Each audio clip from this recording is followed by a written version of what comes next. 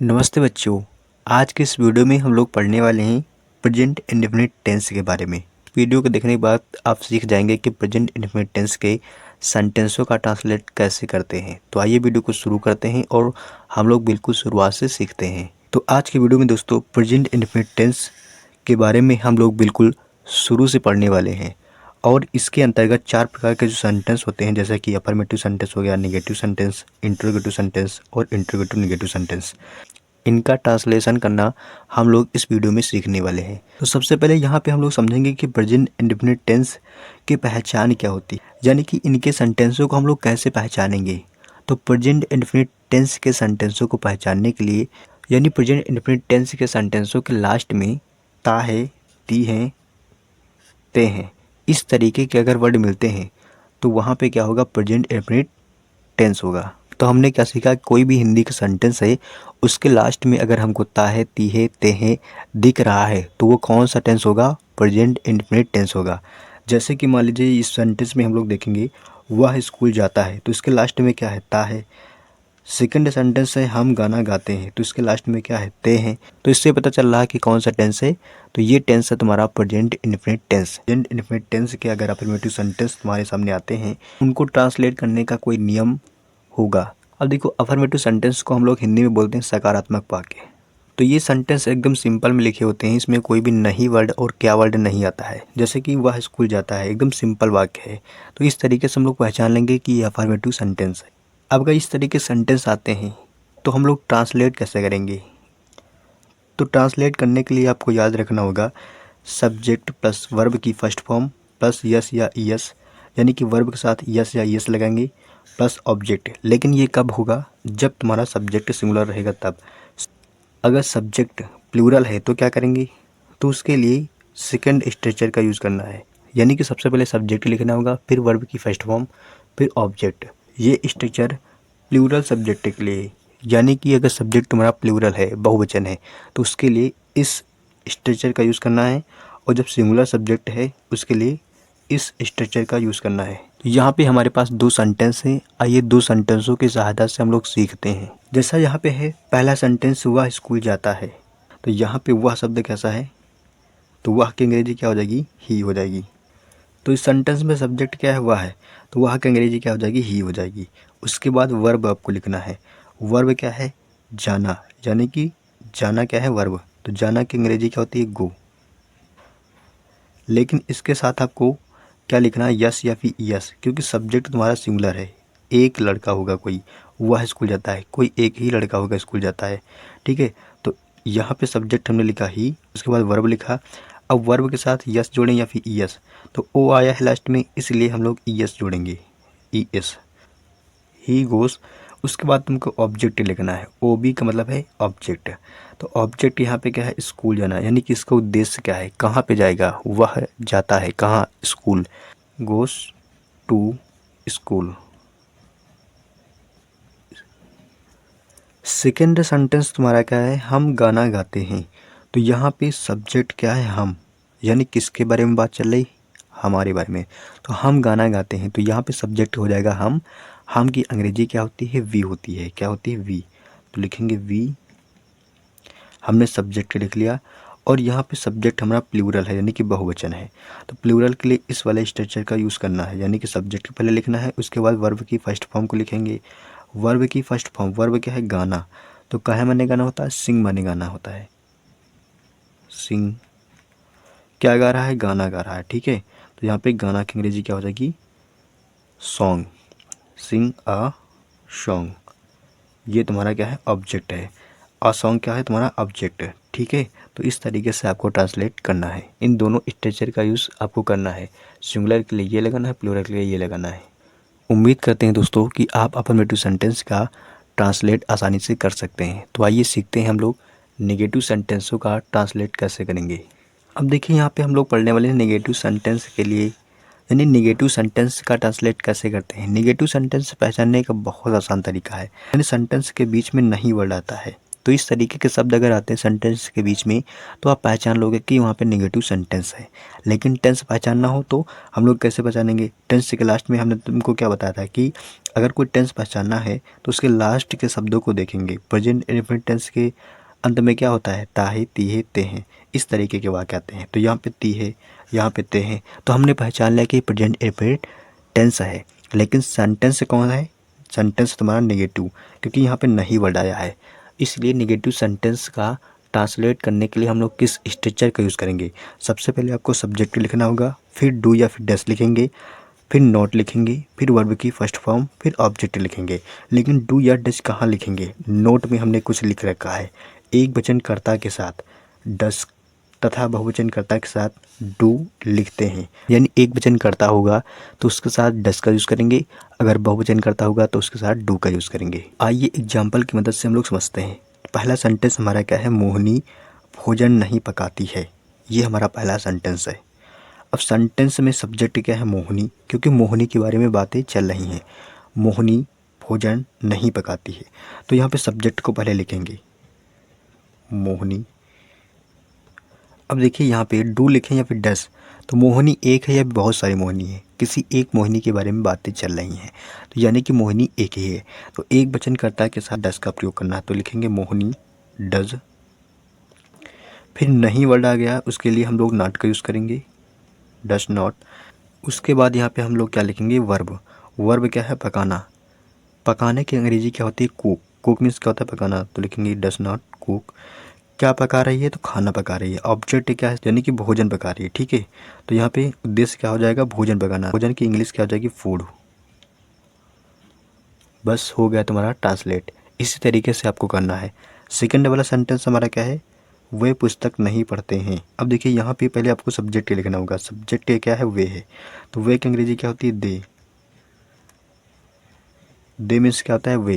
देखिए वे बहुवचन करता है कि एक वचन? तो यहाँ पे वे शब्द कैसा है? बहुवचन है। तो यहाँ पे बहुवचन के लिए हम लोग क्या लिखेंगे? डू। तो दे डू। उसके बाद नॉट लिखेंगे, नॉट। अब यहाँ पे वे पुस्तक नहीं पढ़ते हैं। यहाँ पे वर्ब क्या है? पढ़ना। तो पढ़ना की अंग्रेजी क्या होती है? रीड। रीड। उसके बाद इनका उद्देश्य क्या है? पुस्तक पढ़ना। तो उद्देश्य इनका यानी ऑब्जेक्ट क्या है? पुस्तक पढ़ना। तो यहाँ पे पुस्तक की इंग्लिश क्या हो जाएगी? A book. ये हो गया नेगेटिव सेंटेंस का ट्रांसलेट करने का तरीका। तो अब हम लोग सीखने वाले हैं इंटरोगेटिव सेंटेंस का ट्रांसलेट करना। तो इंटरोगेटिव सेंटेंस अगर तुम्हारे सामने आते हैं तो उनका ट्रांसलेशन हम लोग कैसे करते हैं इंग्लिश में? तो उसके लिए भी रूल्स होता है। सबसे पहले आपको लिखना होगा डू या फिर डस, फिर सब्जेक्ट लिखेंगे, फिर वर्ब की फर्स्ट फॉर्म, फिर ऑब्जेक्ट, फिर क्वेश्चन मार्क लास्ट में लिखते हैं। इसको पहचानते कैसे हैं? यानी कि इसको पहचानने का तरीका बहुत सिंपल है। ये सेंटेंस जो है क्या से स्टार्ट होते हैं, लास्ट में क्वेश्चन मार्क्स का इस्तेमाल किया जाता है। इस तरीके से आप इनकी पहचान कर सकते हो। तो इनका ट्रांसलेशन हम लोग कैसे करेंगे? सबसे पहले आपको डू या फिर डस लिखना होगा, लेकिन उससे पहले यहाँ पे नोट में पढ़ना होगा, अगर क्वेश्चन वर्ड वाक्य के बीच में आ जाते हैं तो क्वेश्चन वर्ड की अंग्रेजी पहले लिखते हैं। तो यहाँ पे क्वेश्चन वर्ड वाक्य के बीच में नहीं आया, पहले ही आ गया, तो इसकी अंग्रेजी नहीं लिखना होगा।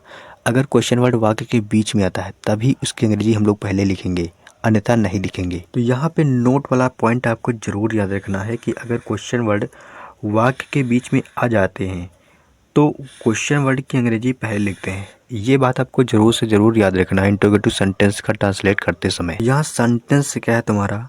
क्या तुम गिटार बजाते हो? ये तुम्हारा सेंटेंस है। तो सेंटेंस क्या से स्टार्ट हो रहा है? तो यहाँ पे आपको क्या की अंग्रेजी नहीं लिखना है, डू या फिर डस का इस्तेमाल करना है। लेकिन उससे पहले डू या फिर डस किसके अकॉर्डिंग लिखना है?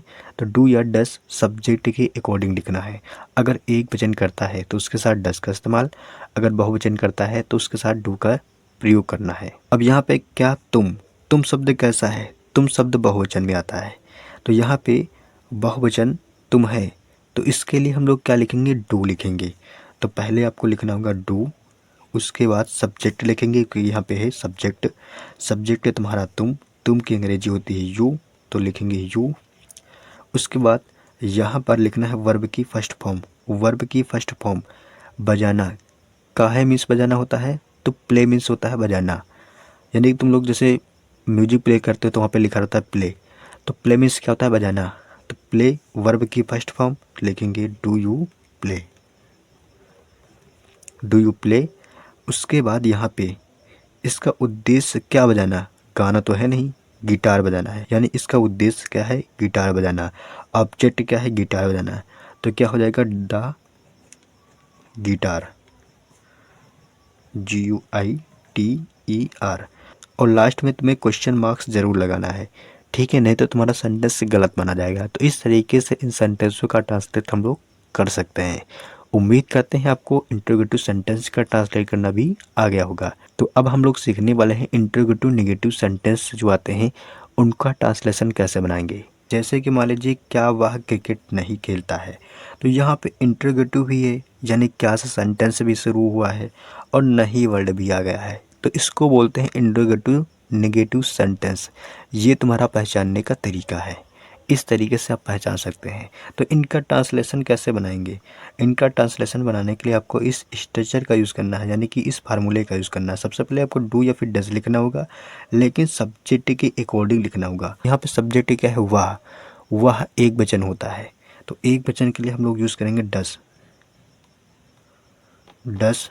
अब देखिए यहाँ पे हमने डज लिख लिया। अब वह है, वह क्रिकेट खेलता है, यानी कोई लड़का होगा तो लड़का के लिए हम लोग यूज़ करते हैं ही। अगर लड़की होती तो हम लोग लिखते सी, वह के अंग्रेजी क्या लिखते सी, लेकिन लड़का है तो वह के अंग्रेजी क्या लिखेंगे ही, तो ही मीन्स वह, तो डज ही।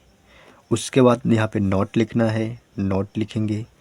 फिर क्या लिखेंगे, वर्ब की फर्स्ट फॉर्म। वर्ब यहाँ पे क्या है, खेलना।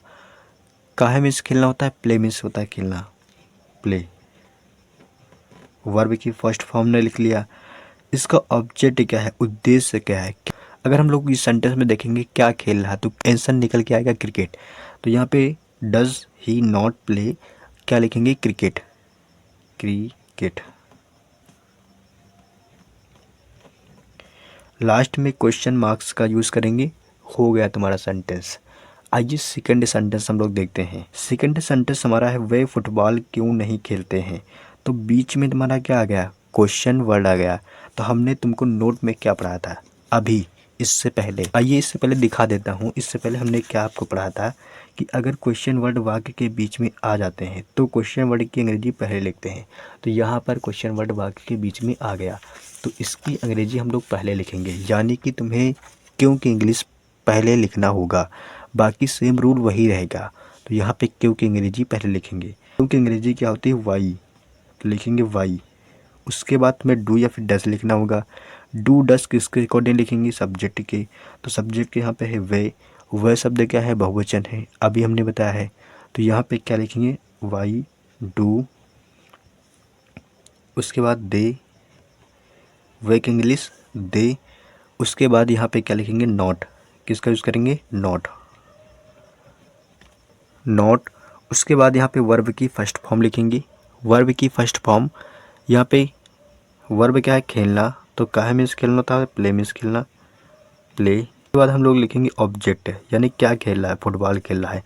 तो क्या लिखेंगे, प्ले बॉल, प्ले फुटबॉल। और लास्ट में क्वेश्चन मार्क्स, यानी कि इस तरीके से क्वेश्चन मार्क लगा देना है। ये हो गया तुम्हारा ट्रांसलेशन। इस तरीके से आप भी बहुत सारे सेंटेंसों का ट्रांसलेट कर सकते हैं। तो आज की वीडियो में दोस्तों हम लोग प्रेजेंट इंडेफिनिट टेंस के affirmative sentence, negative sentence, interrogative sentence और इंटरोगेटिव नेगेटिव सेंटेंस, 4 तरीकों के सेंटेंस का ट्रांसलेट करना सीख चुके हैं। तो नेक्स्ट वीडियो में हम लोग प्रेजेंट कंटिन्यूअस टेंस के सेंटेंसों का ट्रांसलेशन करना सीखेंगे। तो मिलेंगे नेक्स्ट वीडियो में, तब तक के लिए जय हिंद, जय भारत। वीडियो देखने के लिए आपको बहुत सारा धन्यवाद।